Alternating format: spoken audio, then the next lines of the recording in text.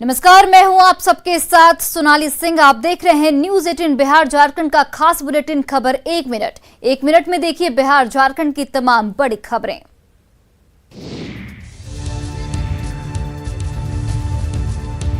नालंदा के हिलसा में लोकाइन नदी की तटबंध टूटने के कारण महेशपुर गांव में पानी घुस गया है, जिससे लोगों को खासा परेशानी हो रही है। तस्वीरों में आप देख सकते हैं कि किस तरह घर तालाब में तब्दील हो गया है। वहीं कई घरों में मिट्टी की बनी कोठी भी ध्वस्त होने से अनाज की भी बर्बादी हुई है। गांव में अचानक बाढ़ का पानी घुसने से घर मालिक काफी परेशान है। गांव के लोग विस्थापित होने को मजबूर हैं।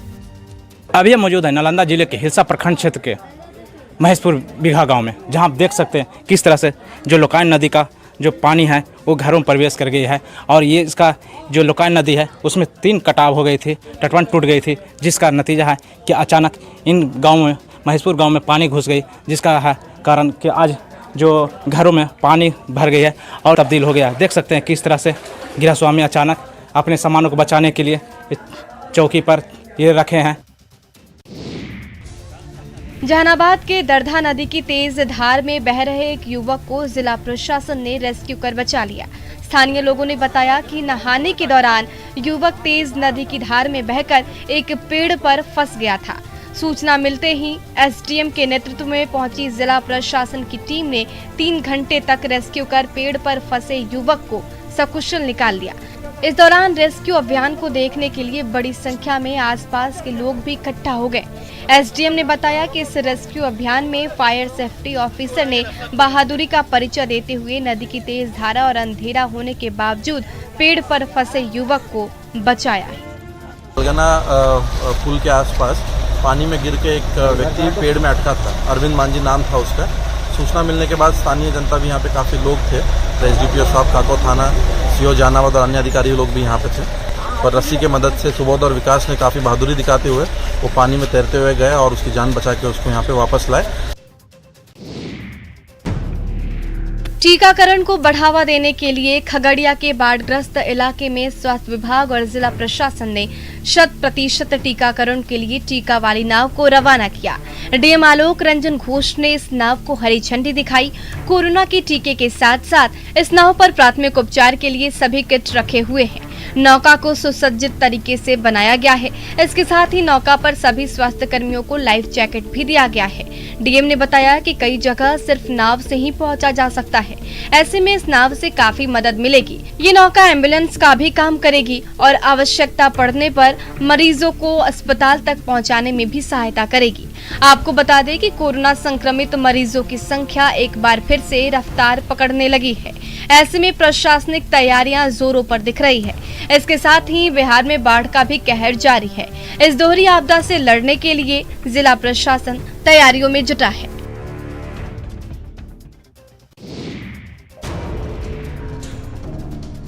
फारबिसगंज अनुमंडल के नेपाल बॉर्डर पर सोनापुर चकोरवा में बूढ़ी नदी पर बने पुल के अप्रोच पथ में तेजी से रेन कटिंग हो रहा है, जिसके कारण पुल के स्लैब के टूटने का भी खतरा बढ़ गया है। आपको बता दें कि करोड़ों रुपए की लागत से इस पुल का निर्माण इंडो नेपाल बॉर्डर रोड पर किया गया है। स्थानीय लोगों ने बताया कि यहाँ कई बार हादसा भी हो चुका है। वहीं नेपाल बॉर्डर के चकोरवा गांव के ग्रामीणों ने जल्द से जल्द इसके मरम्मत की मांग की है। भारत नेपाल सीमा का यह जो सोनापुर गांव है, बूढ़ी पुल कहा जाता है। रेन कटिंग की वजह से इसका अप्रोच जो है काफ़ी टूट गया है, जिससे कभी भी यहाँ पर कोई हादसा होने की संभावना है। विभाग की उदासीनता की वजह से स्थानीय ग्रामीणों में काफ़ी आक्रोश है। सतीश कुमार, न्यूज़ 18 भारत नेपाल सीमा, सोनापुर, अररिया।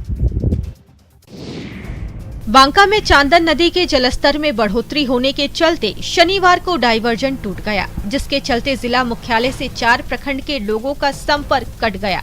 जिला मुख्यालय पहुंचने के लिए करीब 25 किलोमीटर का सफर तय करना पड़ता है। हालांकि प्रशासनिक टीम ने जल्द से जल्द डायवर्जन दुरुस्त करने का दावा किया है। डायवर्जन पानी के तेज धारा में बह गया, जिससे बांका बौसी रोड से डाका मोड़ होकर शहर में प्रवेश पर रोक लग गई है। जिला प्रशासन की ओर से पाइप देकर ठीक किया जा रहा है। लगभग 40 करोड़ की लागत से पुल का निर्माण किया जा रहा है, जिसके लिए 1 साल पहले डायवर्जन बनाया गया था, लेकिन लगातार हो रही बारिश के कारण अत्यधिक पानी के दबाव से डायवर्जन कट गया। इस कारण लोगों का आना जाना भी बंद हो गया है। फिलहाल भागलपुर से बांका शहर जाने के लिए अभी अमरपुर का रास्ता है। बांका बौसी रोड से अगर आप बांका शहर जाना चाहते हैं तो आपको पुनसिया के पास बाईपास का सहारा लेना पड़ेगा।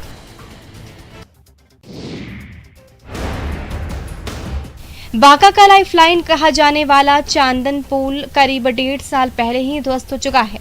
ऐसे में अचानक नदी में तेज धार के बहने से लोगों को खासा परेशानी हो रही है, पर फिर भी लोग हैं कि मानते नहीं।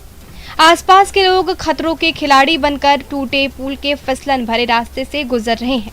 मजबूरी ये है कि इसमें अधिकांश दिहाड़ी मजदूर हैं, जो अगर खतरा मोल नहीं लेंगे तो भूखे मरने की स्थिति आ पड़ेगी। ग्रामीणों का कहना है कि नहीं कमाएंगे तो खाएंगे क्या। हम लोग मजदूर आदमी हैं, आने जाने में दिक्कत है।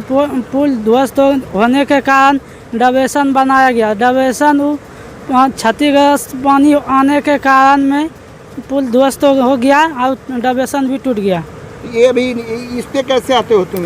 इस पे काफी खतरा है। पानी में घुस के और पुल पे चढ़ के उछल कूद के आते हैं हम लोग। अच्छा, रोज आते हो? रोज बांका आते हैं। गिरिडीह का निमिया घाट का बाजार पानी में डूब गया। वहीं डुमरी बेरमो मार्ग पर गुरुटांड का डाइवर्जन पूरी तरह पानी में डूब गया, जिससे गाड़ियों का आना जाना बंद है।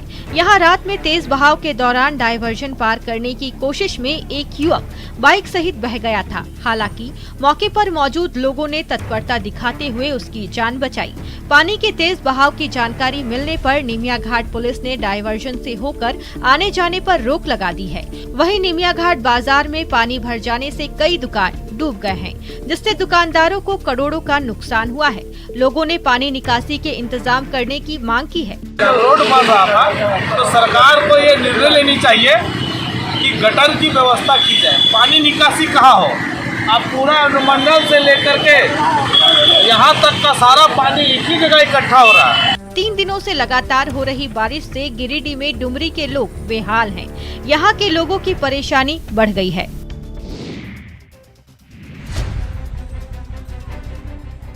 गढ़वा में पिछले 2 दिनों से हो रही मूसलाधार बारिश ने भारी तबाही मचाई है। जिले के कांडी थाना क्षेत्र के बाजार में नदी का पानी सड़कों पर आ गया है, जिससे कई घर जलमग्न हो गए। वहीं बारिश की वजह से अब्दुल खलीफा का घर तो पूरी तरह से ढह गया, जिसकी लाइव तस्वीर भी आप सामने देख रहे हैं। घर के लोग मीडिया कर्मियों को घर में पानी घुसने की जानकारी दे रहे थे कि पीछे से घर भरभरा कर गिर गया। गनीमत ये रही कि घर के लोग घर के बाहर थे। वहीं सड़कों पर पानी भर जाने से लोग परेशान दिखे। उनको रहने के लिए कोई आशियाना नहीं है। अगर इससे अधिक बारिश हुई तो हजारों लोग परेशानी से जूझ सकते हैं। लोगों का आरोप है कि आवास स्वीकृत होने के बाद भी घर नहीं बन पाया। वहीं नाले के भी इंतजाम नहीं होने से हालात बदतर दिख रहे हैं। भागलपुर के चोरहर गांव में कोसी के कटाव को लेकर ग्रामीण अपना आशियाना खुद तोड़ने को मजबूर हैं। कोसी के कटाव में कई घर नदी में समा चुकी है, जिसके बाद नदी के किनारे बसे लोग अपने घरों को तोड़कर ईंटा इकट्ठा कर रहे हैं। कभी इन लोगों ने बड़े अरमान से घर बनाया था, लेकिन घर कटाव की भेंट चढ़ जाए उससे पहले ईंटा इकट्ठा कर रहे हैं। अगर कहीं सरकार जमीन देगी तो वहां इन ईंटों को जोड़कर घर बनाया जाएगा। बता दें कि यहाँ प्रशासन की ओर से कराया जा रहा सुरक्षात्मक कार्य भी नाकाफी साबित हो रहा है। कारण है कि कटाव रोधी कार्य पानी की जद में समाता जा रहा है, लेकिन तेज कटाव के कारण लोग दहशत में हैं। ग्रामीणों का आरोप है कि बाढ़ के पहले से विभाग से गुहार लगाई जा रही थी, लेकिन अधिकारियों ने ध्यान नहीं दिया। अब नौबत ऐसी आ गई है कि नदी की धारा कटाव करते करते लोगों के घर तक आ गई है और लोग अब अपना घर तोड़ने को मजबूर हैं। खगड़िया में न्यूज 18 पर लगातार नदी से हो रहे कटाव की खबर दिखाए जाने के बाद जिला प्रशासन की टीम ने कटाव स्थल का निरीक्षण किया। सदर एसडीएम ने जल संसाधन विभाग के अधिकारियों और चौथम के सीओ के साथ नाव के सहारे बागमती नदी को पार कर अग्रहण गांव पहुंचे, जहां उन्होंने बागमती नदी से हो रहे कटाव का भयावह रूप देखा।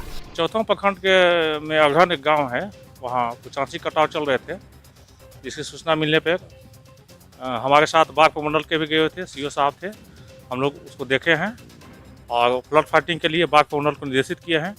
सीओ साहब को भी तत्काल उस वक्त स्थिति बनाए रखने के लिए निर्देशित किया गया है, अभी नियंत्रण में है। खगड़िया के मधुआ गांव के लोग हर साल गंडक नदी से हो रहे कटाव से परेशान हैं। सैकड़ों एकड़ की खेती युक्त जमीन करकट नदी में समा गई है, जिससे किसान खासे परेशान है। खेत में ही फसल बर्बाद हो गया है, तो वही कटाव से कई फसलें पानी में बह रही है। अब कटाव मधुआ बांध तक पहुंच गई है, ऐसे में गांव वाले खौफजदा हैं। उत्तर बिहार में बाढ़ का पानी लोगों के लिए परेशानी बना हुआ है। कई जिलों के लोग बाढ़ से त्राहिमाम कर रहे हैं, तो दूसरी तरफ किशनगंज के बहादुरगंज में छलका बांध पर बह रहा पानी लोगों को लुभा रहा है।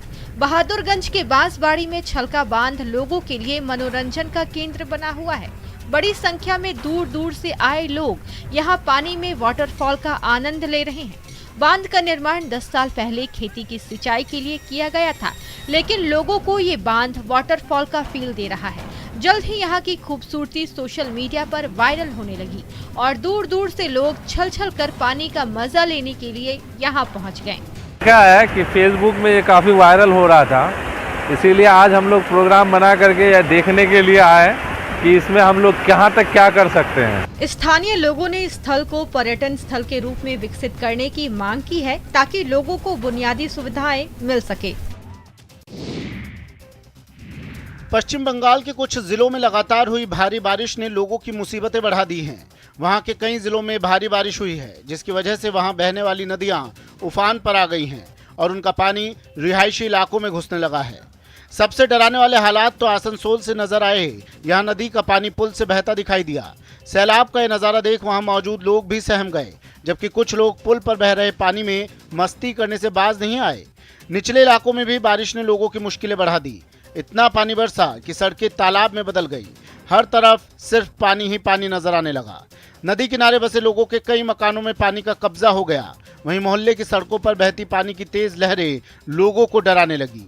सैलाब है इस वक्त बहुत ज़्यादा भयानक है। नदी किनारे के तमाम लोग अपने अपने घर बार छोड़ करके सामान जान बचा करके बाहर। लेकिन भारी तबाही मचाने के बावजूद बारिश ने रुकने का नाम नहीं लिया। आसमान से बरसती आफत के बीच कुछ लोग घुटने तक पानी में पैदल चलते दिखाई दिए। कई लोग तो अपने घरों को छोड़कर सुरक्षित ठिकानों पर चले गए।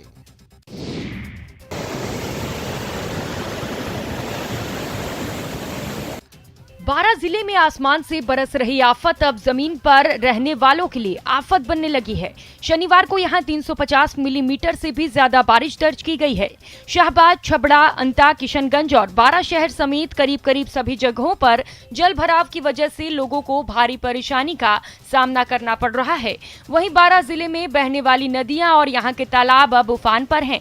बारिश का सबसे ज्यादा असर शाहबाद क्षेत्र में देखने को मिल रहा है, जहां क्षेत्र के तालाब और नदियां लबालब हो गए हैं। सड़कों पर सैलाब नजर आ रहा है। उधर देवरी की पलको नदी में भी उफान से बाढ़ के हालात बन गए हैं। खबर है कि बोरीकला में कच्चे मकान की दीवार गिरने से एक भैंस की मौत हो गई। पार्वती नदी की पुलिया पर चादर चलने से अंतर्राज्यीय बराना मार्ग पर पिछले कई दिनों से यातायात बंद है। वहीं अटरू और किशनगंज उपखंड के करीब 2 दर्जन गांवों का संपर्क भी कटा हुआ है।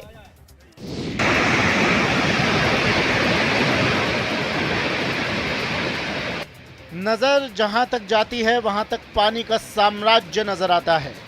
झरनों की शक्ल में, सैलाब की शक्ल में, सब कुछ बहा ले जाने को आतुर। मरुधरा में पानी के राज की ये तस्वीरें भीलवाड़ा से आई हैं, जहां बादलों ने बारिश की झड़ी लगा रखी है।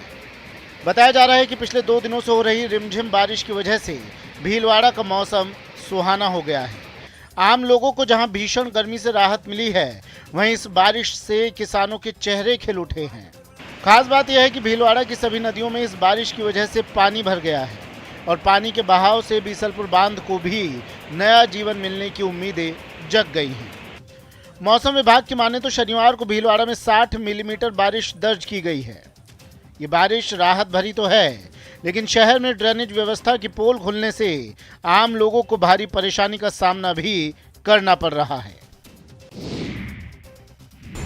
राजधानी रांची में रविवार से लॉकडाउन में छूट मिलने के बाद सब्जी बाजार में भारी भीड़ नजर आई, लेकिन इस भीड़ में सरकारी गाइडलाइंस की धज्जियां उड़ती नजर आई।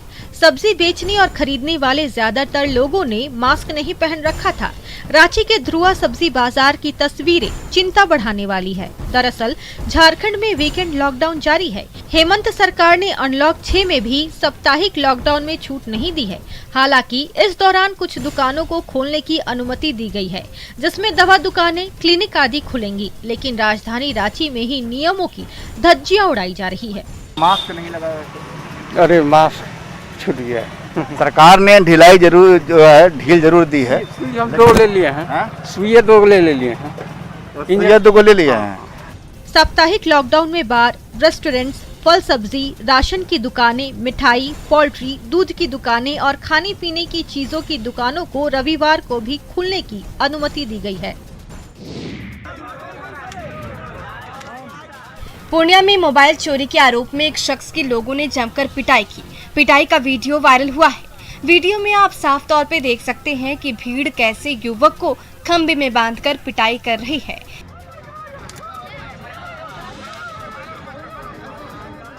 दर्द के मारे यह युवक छटपटा रहा है, माफी की भीख मांग रहा है, लेकिन आक्रोशित लोग लाठी और डंडे से बर्बर पिटाई कर रहे हैं। आपको बता दें कि इस युवक पर मोबाइल चोरी का आरोप लगा है। बताया जा रहा है कि आरोपी युवक एक शख्स का मोबाइल चोरी कर भाग रहा था। इसी दौरान लोगों ने दौड़कर उसे दबोच लिया। उसके बाद लोगों ने खंबे में बांधकर उसकी पिटाई की। पिटाई के बाद उसे पुलिस को सौंप दिया। लेकिन सवाल ये उठ रहा है कि इस खता के लिए आखिर कानून को हाथ में लेने की जरूरत क्यों आ पड़ी? आखिर हमारा समाज इतना बर्बर क्यों होता जा रहा है कि छोटी सी बात के लिए एक युवक की जान लेने पर आमादा हो जाता है।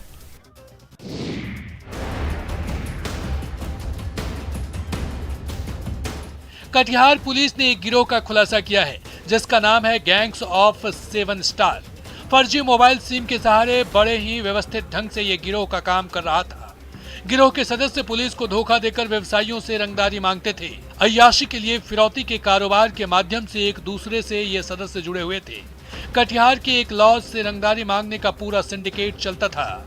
मुख्य सरगना लोगों को धोखा देने के लिए मीट भात की दुकान चलाता था। कुछ दिन पहले कदवा थाना क्षेत्र के सनौली बाजार के एक व्यवसायी से 1 करोड़ की रंगदारी मांगी गई। इसके लिए अपराधियों ने फर्जी सिम का सहारा लिया। यही नहीं, पुलिस को शक न हो इसके लिए दूर जाकर फोन किया जाता था। जब व्यवसायी ने रंगदारी नहीं दी तो दहशत फैलाने के लिए फायरिंग की गई।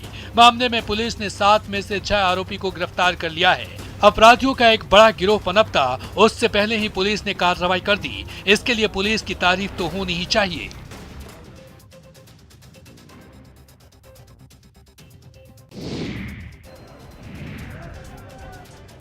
पटना में जिला प्रशासन के निर्देश के बाद राजधानी का मीठापुर बस स्टैंड आज पूरी तरह नवनिर्मित पाटलिपुत्र बस टर्मिनल में शिफ्ट कर दिया गया है।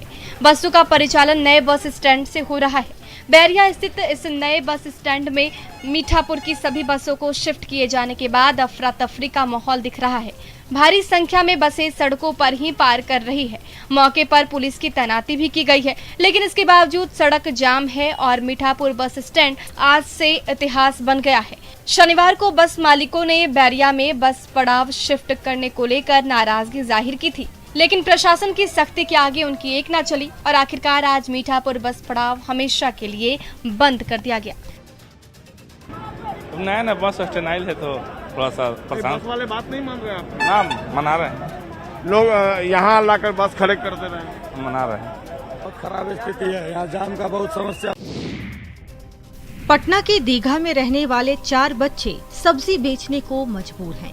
ये सभी सगे भाई हैं और अपने परिवार को महाजन के कर्ज से मुक्ति दिलाने के लिए ये बीड़ा उठाया है। बड़ा भाई रामू ठेला खींचता है तो बाकी छोटे भाई धक्का देते हुए सब्जी ले लो की आवाज लगाते हैं।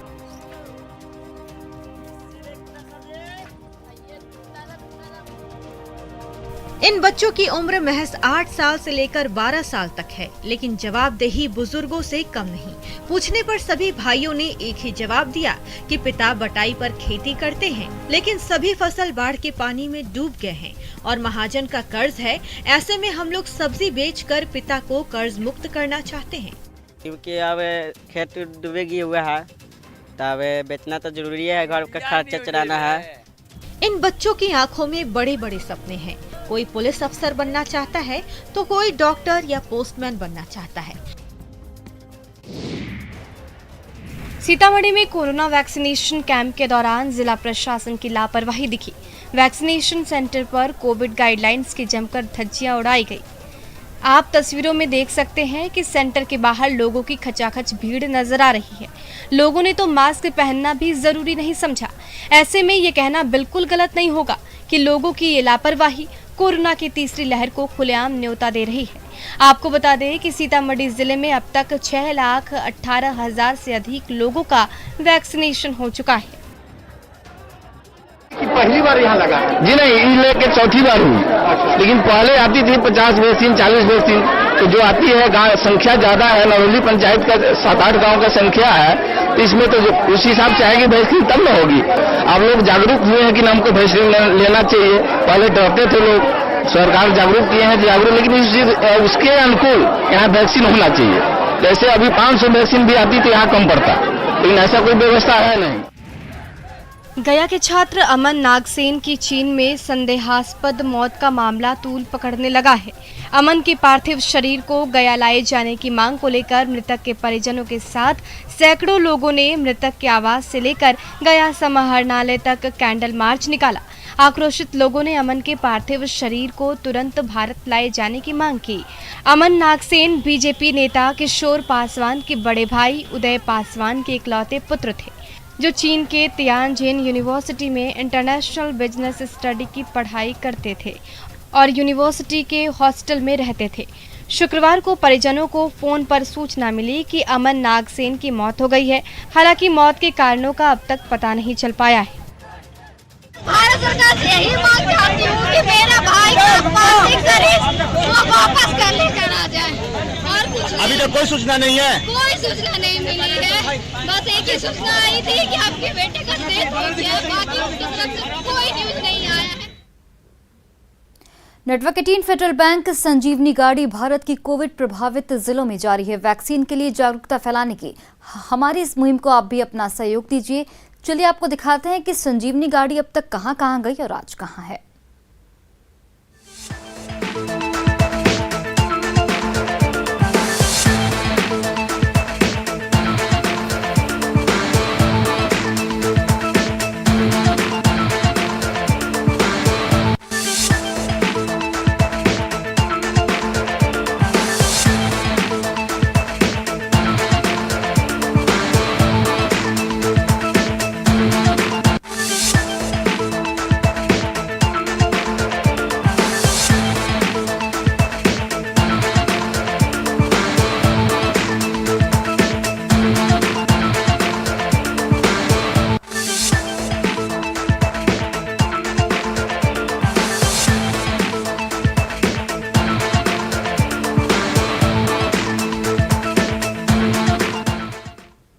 और फिलहाल इस बुलेटिन में इतना ही। आप देखते रहिए न्यूज़ 18 बिहार झारखंड।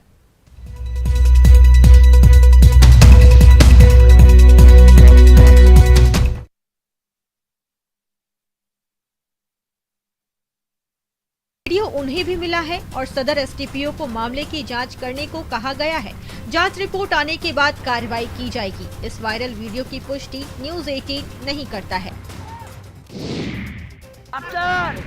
शुरू कर दें।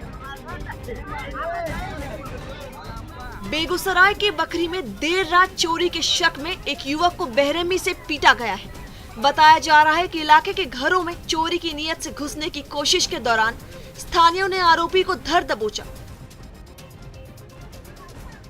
जिसके बाद हल्ला मचाते हुए आसपास के लोगों को भी इकट्ठा कर लिया गया।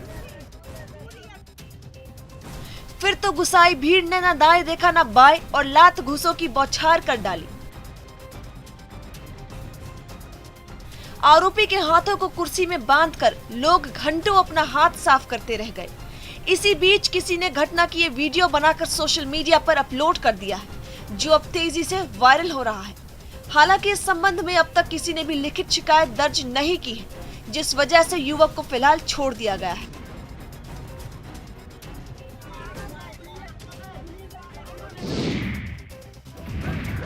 बेगूसराय में शादी समारोह में एक हथियार लहराने का वीडियो वायरल हो रहा है।